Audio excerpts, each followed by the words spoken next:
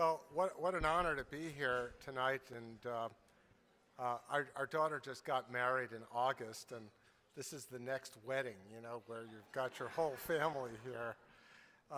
First, I'd like to thank the NCHL for all that they do, and I think we always have to think about legacy.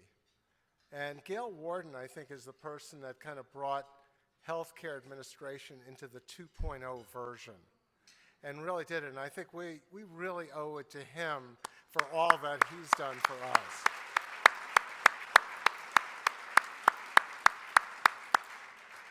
Then with that, you need organizations to continue that legacy. And that's exactly what's happening with the NCHL. And we got to look at the young people that are in our organizations because they're the future. And you know how it is. I don't know how many of you have felt, but I used to be the youngest person in the room. Then all of a sudden I go in my own organization and I'm the oldest person in the room. I'm hunting for someone else and I realize that's it, but that's the way it goes. But along with that, I also want to thank two organizations that I've worked very closely with that are family members, the Catholic Health Association and the American Hospital Association.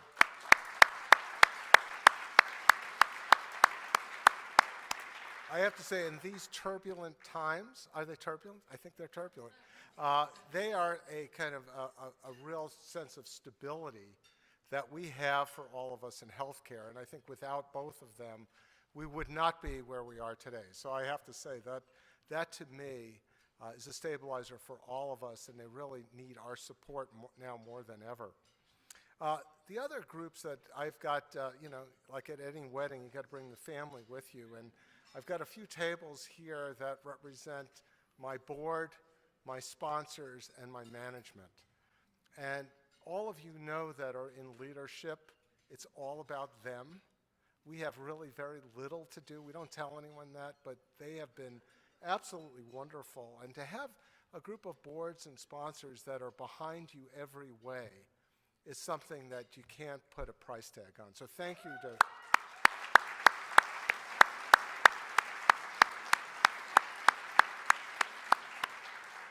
And then the final thank you that goes out there that we all know a lot about is our families.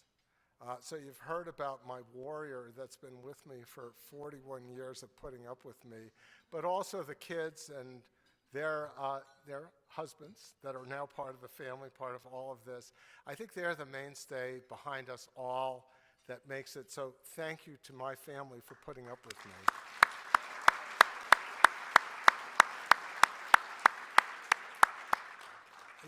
I am really lucky and blessed to work for an organization that is so supportive.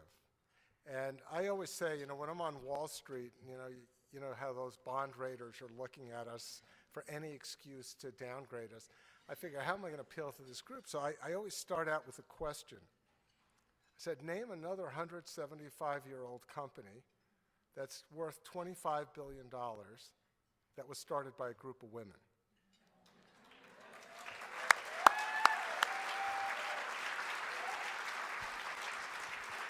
And there are a couple of points in that statement. One, I immediately went over all the female analysts in the room because I watched them going, okay, I got their votes, But it says an awful lot. It says a couple of things about staying and hanging in there. 175 years is a pretty good run. And just to see that kind of growth. But I always make the point, if you don't think women can get the job done, okay, what else do you want? And, to us, legacy and heritage are really important aspects of what we do. And we treasure those. And I know we have a number of our sisters and some of our sponsors that are here to represent that. So a special shout out to all of you for your support.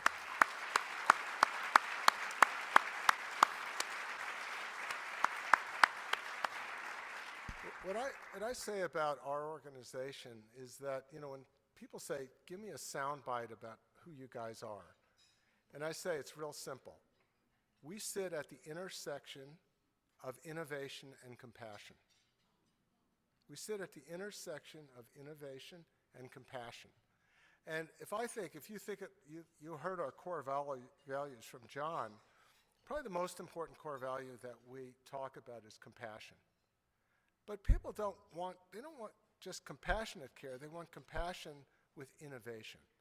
And to me, those are not mutually exclusive events. So as we've tried to steward Providence through all of this, it's really trying to say, how do we align those two things together? And we don't forget about one and we don't forget about the other, but we bring the two together. So I'm a real proponent of values-based leadership.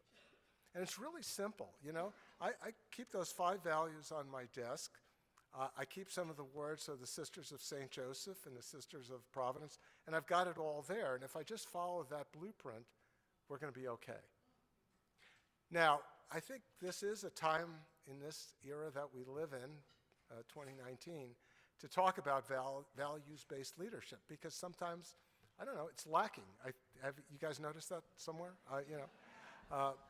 But if you stick to that, and I look at values-based leadership in 3 domains. So the first domain that I would talk about is that we're living in a digital age, an information age, that's very complicated and at times very scary. And how do you apply your values as a health system to information? So, you know, a lot of that's in the news, that what's that company, Google, out there, and Facebook. But I think the people that health systems in the United States are looking to, they're really looking for leadership in how medical information is handled. And that has to be a partnership with, believe it or not, it's with the patient. And it's the sanctity of that relationship in information that has to exist.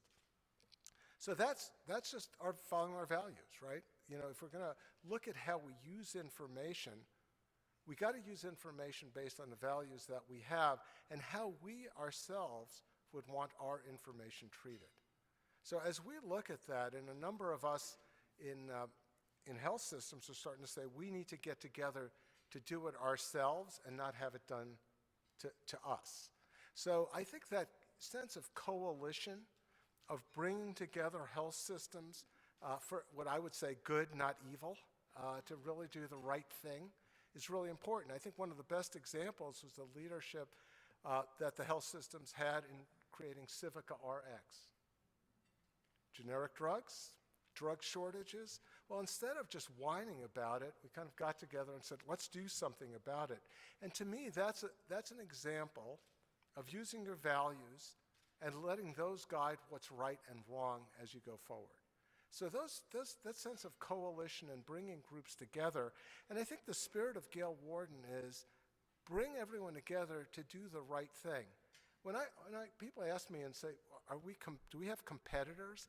Yeah, we got to compete on certain things, but 95% of what we do is not competitive. I don't think safety, quality, patient outcomes, what we do for our community, because the gold standard that we should be judged on by the people in the United States are the communities in which we are working better off from a health standard because we're there. To me, that's the really bottom line of what we're doing.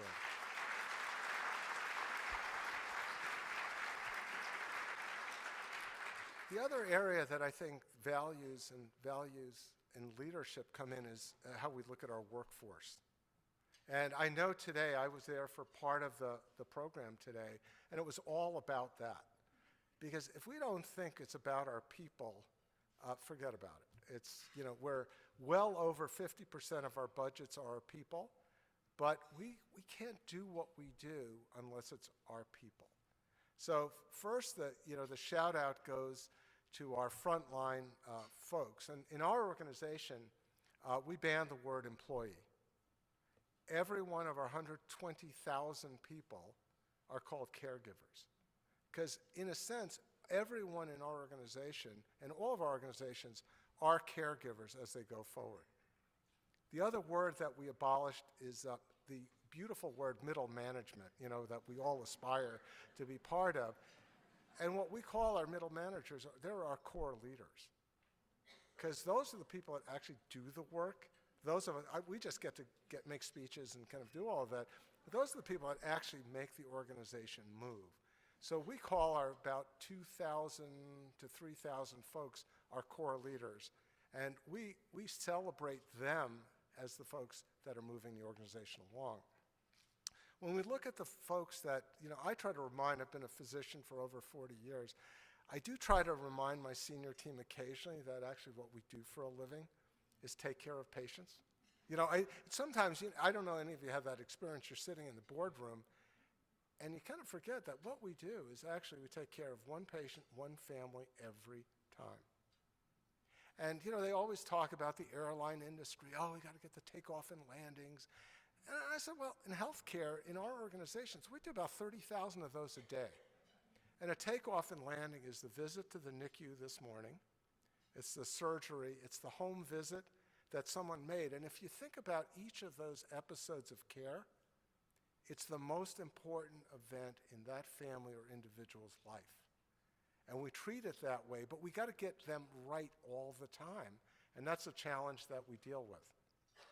The folks that are on the front lines of that are our doctors and nurses who are under siege. I was with about 200 of our primary care physicians in San Diego. And I said, okay, how am I going to get this group behind me? So it's a passion of mine, some of you know that, is the whole issue of usability of the electronic health record. And it's not about interoperability, it's about usability. So I went and I kind of did my railing against the electronic health record, standing ovation. And I go, oh, that's how that guy in Washington feels when he goes to his base, right? This is my base, right? I got everyone standing up. So I said, well, let me try this again. So we had a meeting of all of our nurse leadership, had all of our nurse leadership together. So let me try this one more time. Guess what? Standing ovation. And what it told me, though, is something that is a clarion call. We've got to do something to make the day-to-day, and there's more than just the electronic health record, but it is a big part of the misery index of what our frontline caregivers are dealing with. And I think it's our obligation to do something about that. So that's something that I feel passionate about. And if you think about your workforce, and again, it's just going back to value-based leadership. What are the values in terms of the way we look at our caregivers and how do they want to work? With the rest of our group, we've been hiring outside of healthcare. And we have a number of folks from Microsoft, Amazon, T-Mobile, United Healthcare. What's that other company with a K? Kaiser. Oh, yeah, okay. So all of those folks, they've come to work for us. And I said, look, you got to understand, I'm going to pay you less, and you're going to work harder. But what's the one thing that I've learned when you talk to folks that aren't in healthcare in terms of what we do? They really want to do something that matters. And one of my folks was quoted as saying, "I'm tired of making billionaires more money, and now I really want to be able to do something that makes a difference." So our organization has really lately been built on the backs of people that have not spent a day in healthcare. So I love this quote. So my CFO ran $50 billion of Microsoft's business, comes to work for us. I didn't tell him anything about how we actually get paid and that we actually lose money on most of the services that we do. I kept that all secret until we had him locked in. The second day on the job, he came to me and said, "Rod, do you know how many accountants work for you?" And I put my head down because I knew this was not going to be good news. We had 173 accountants that worked for us. And he goes, "You know how many we had at Microsoft?" 31. He said, "I don't know. I think the answer is probably more like 31.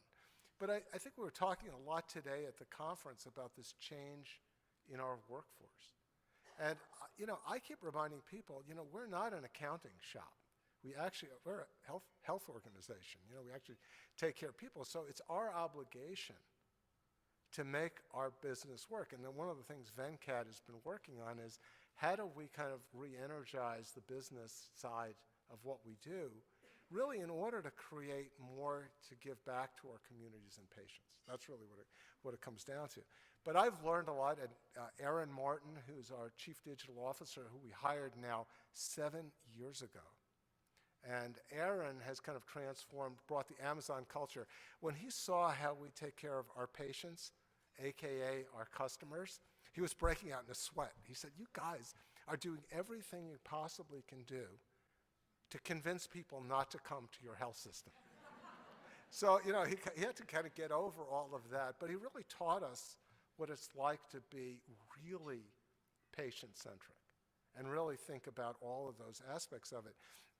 So we have this Venn diagram. It's healthcare people and it's technology people. And when you put them together, in the middle of that is magic. Because if you all have sit with a group of technology people, they don't know what they're talking about. They have no clue as to what we do. And then when you talk to healthcare people, we think, we're legends in our own mind. We've got it all worked out, and it's real. You see where it's been getting us, right? So I think really the key is to kind of bring those two together. And that also, it's how do you share that amongst all of us together? So when Civica came together, the conversation amongst the CEOs wasn't about how we're going to make money in Civica. It says, how are we going to protect rural hospitals? How are we going to protect the hospitals that are on the edge? That was the conversation. So that's really what we have to have more of as we go forward. The third domain and last is the whole policy area. And we've been pretty unabashed in our organization about who we are. So obviously as a Catholic faith-based organization, there are certain things that we believe in. So if you come to SeaTac, that's up in that far corner of the country, just before Canada, and you come to the airport, you'll see our signs that says healthcare is a human right, with our name just at the bottom. So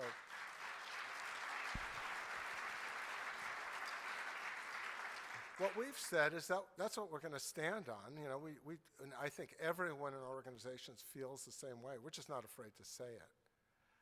We're also not afraid to stand up for immigrants in the United States. As a first-generation American, we're going to stand up for immigrants in the United States. And then we're going to speak out on things like human trafficking. We're going to speak out on things like why can't Medicaid be expanded and can it be out there? And we're not afraid to say it. We don't mention the D or the R word. We just say what our values are, and this is what we believe in, and let it speak for itself. And what's interesting about our 120,000 people that come to work every day, 99.99%, including even the Texans and the Alaskans, it's an interesting, we have 3 of the bluest states and 3 of the reddest states in the United States. And I haven't gotten any angry mail from Texas or Alaska about some of our points of view, but if you look at our values, when someone says to me, why are we taking that stance? I said, I just looked down our value list and I said, fits with who we are. And I think we have to be willing and able to just say that. And I think particularly now, I think particularly with the work Rick is doing and with both organizations, the AHA and CHA, we got to stand up for what's right out there and put it out there and not be afraid to do it. And I think the beauty of the jobs that we have is that we're able to make a significant difference. But now is the time. And there's I think no better time to be part of healthcare than it is. And I always say it's the best of times and the worst of times. As a clinician and a scientist, it's amazing where healthcare is going to be. But we have to look at the ethical responsibility that we have, whether we're talking about AI, whether we're talking about genomics or proteomics, and we really have to think about how we use those tools, as I like to very simply say as a CEO, for good, not evil. I mean, we really have to think about, and we're the ones that, we should be the ones talking about that as we go forward. And as we design the health systems of the future, it's up to all of us in this room to make sure it happens and make sure that the legacy of Gail Warden lives on. So thank you so much, and this is a remarkable night for me and for my family. Thank you.